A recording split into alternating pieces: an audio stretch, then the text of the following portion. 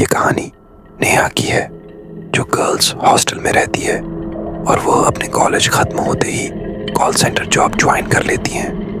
नेहा अपनी नई जॉब के लिए बहुत उत्साहित है। नेहा की नौकरी का पहला दिन है और वह तैयार होकर समय से पूर्व ही कॉल सेंटर पहुंच जाती है, जहां उसे उसके टीम लीडर उसे काम की प्रक्रिया समझाते हैं।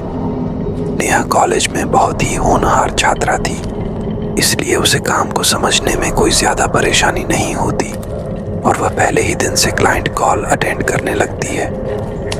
नेहा के बात करने का तरीका इतना अच्छा रहता है कि वह पहले ही दिन कई ऑर्डर जनरेट कर देती है। यह देखकर नेहा का टीम लीडर बहुत खुश होता है और उसके काम के लिए उसे सबके सामने प्रोत्साहित करता है। नेहा खुश हो जाती है और कई दिन होने के बाद अब नेहा को भी यह काम अच्छा लगने लगता है। नेहा अपने काम से इतना प्यार करने लगती है कि उसे कई बार अपनी टाइमिंग का भी पता नहीं चलता।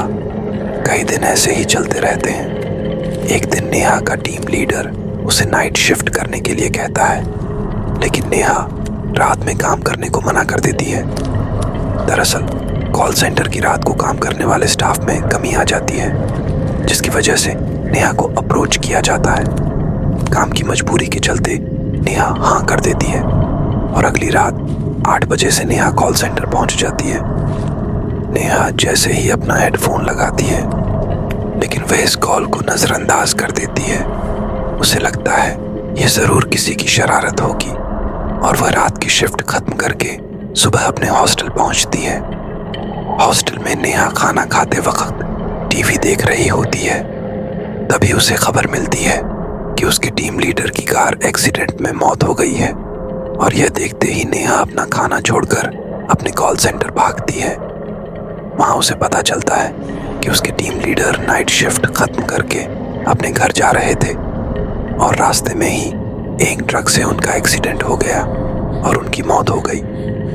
लेकिन नेहा इसलिए ज्यादा परेशान थी क्योंकि रात को जो कॉल आया था उसमें यही मैसेज था कि सुबह तुम्हारे टीम लीडर की कार एक्सीडेंट से मृत्यु हो जाएगी, और वह कॉल हकीकत में बदल चुका था, जिससे नेहा बहुत परेशान थी। वह सभी को यह बात बताना चाहती थी, लेकिन उसे अच्छे से पता है कि कोई उसकी बात का यकीन नहीं करेगा।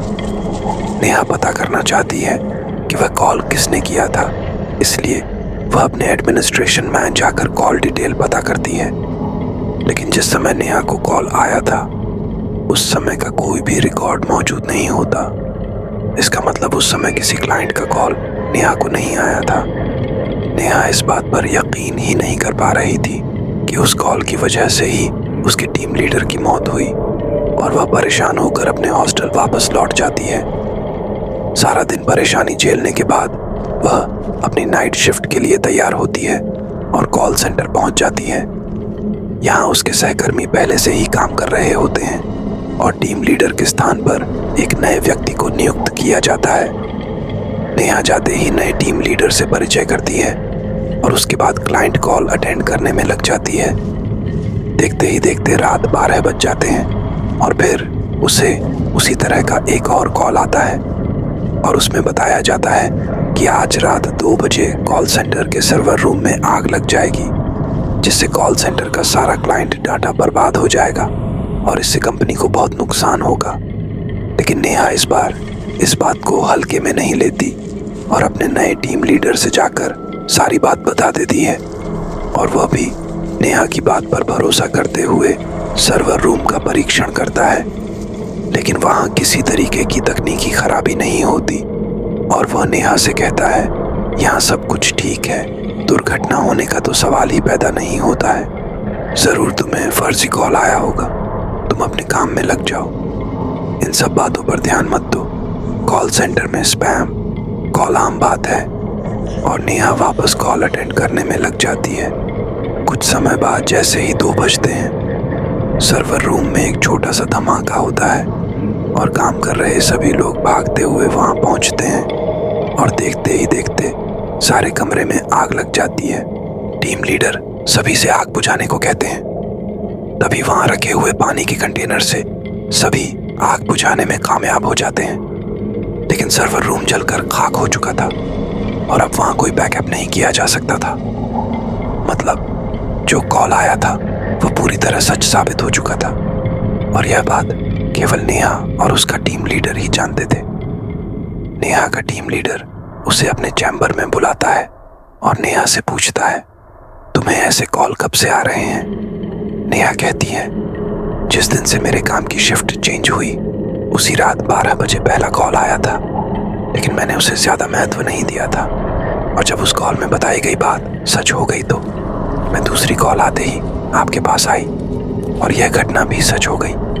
टीम लीडर नेहा के साथ मिलकर योजना बनाता है और अगली रात 12 बजे की कॉल के लिए दोनों तैयार होते हैं, जिसमें एक ही कॉल को सुनने के लिए दोनों अलग अलग हेडफोन कनेक्ट करते हैं। तभी 12 बजते ही कॉल आता है और नेहा कॉल रिसीव करती है और साथ ही अपने टीम लीडर को भी इशारा करती है ताकि वह भी कॉल में बताई जा रही बातें सुन सकें और दोनों हेडफोन लगा लेते हैं। नेहा की हेडफोन में आवाज़ आती है कि आज कॉल सेंटर के चौकीदार की मौत करंट लगने से होगी और तभी नेहा डर वजह से हेडफोन निकाल देती है और टीम लीडर के चैम्बर में भागते हुए जाती है और कहती है, सर सुना आपने, आज हमारे कॉल सेंटर के चौकीदार की मौत होने वाली है। लेकिन ताज्जुब की बात तो यह है कि टीम लीडर को कोई आवाज़ नहीं सुनाई दी थी और उसके हिसाब से नेहा को भी कोई कॉल नहीं आया था क्योंकि ट्रैकिंग डिवाइस में किसी कॉल की पुष्टि नहीं हो रही थी। लेकिन टीम लीडर नेहा की बात पर यकीन करने लगा था और इसलिए वह नेहा की बात मान लेता है और तभी वह कॉल सेंटर के सिक्योरिटी स्टाफ को बुलाता है और उसे पता चलता है कि एक बहुत ही पुराने कर्मचारी हैं जो आज ड्यूटी पर नहीं आए। शायद उनकी तबीयत कुछ ठीक नहीं है। वहां जाकर उस व्यक्ति से उन्हें पता चलता है कि जब तक उसका बदला शांत नहीं होगा वह ऐसे ही हत्या करती रहेगी। लेकिन यदि हम उसकी आत्मा का संपर्क कॉल सेंटर से अलग करने में कामयाब हो जाए तो हाथ से रोके जा सकते हैं। लेकिन इसके लिए नेहा की जान को खतरा हो सकता था क्योंकि उस वक्त नेहा को अकेले ही कॉल सेंटर में रहना होगा और जैसे ही वह नेहा से संपर्क करेगी तो उसे नेहा के शरीर के अंदर आने के लिए यह व्यक्ति विवश कर देगा और उसे नेहा के शरीर के अंदर रखते हुए कॉल सेंटर से बाहर निकालकर किसी दूसरे स्थान में उसे आजाद कर देगा, जिसके लिए उससे जुड़ी पहले की कोई पुरानी वस्तु ही जरिया बन सकती है। और अधिक जानकारी जुटाने से उन्हें पता चलता है कि वह हेडफोन जो नेहा इस्तेमाल करती थी उसे वही लड़की इस्तेमाल किया करती थी, लेकिन यह कार्य गुप्त तरीके से किया जाना था क्योंकि वहां लोगों के होने से असफल होने का खतरा था। टीम लीडर सभी स्टाफ को छुट्टी दे देते हैं और तीनों मिलकर योजना को अंजाम देने के लिए कॉल सेंटर पहुंच जाते हैं। रात 12 बजते ही हमेशा की तरह कॉल आता है और योजना के अनुसार वैज्ञानिक उस आत्मा को तकनीकी प्रक्रिया के तहत नेहा के शरीर में उसे प्रवेश करवा देते हैं और नेहा बहुत अजीब सा बर्ताव करने लगती है। उसे संभलना मुश्किल हो जाता है। तभी दोनों नेहा को रस्सी के सहारे बांधकर कार तक ले जाते हैं और एक सुनसान जगह धार्मिक स्थल पर उसे आजाद करने की तकनीकी प्रक्रिया करते हैं। कुछ ही घंटों बाद नेहा को होश आ जाता है। टीम लीडर यह देखकर बहुत खुश होता है क्योंकि उन्होंने खतरा उठाते हुए इतना बड़ा काम कर लिया था और बहुत से बेकसूर लोगों को मरने से बचा लिया था। इस हादसे ने नेहा को झकझोर के रख दिया, इसलिए वह अपनी नौकरी छोड़ देती है और अपने गांव वापस चली जाती है। इस घटना के बाद कुछ दिनों के लिए कॉल सेंटर में नाइट शिफ्ट बंद कर दी जाती है। इस घटना के कुछ दिन बीते ही थे, अचानक 12 बजे फिर कॉल सेंटर में कॉल आता है जबकि सारा सिस्टम बंद किया जा चुका था। लेकिन फोन की घंटी बजती रहती है और कहानी खत्म हो जाती है।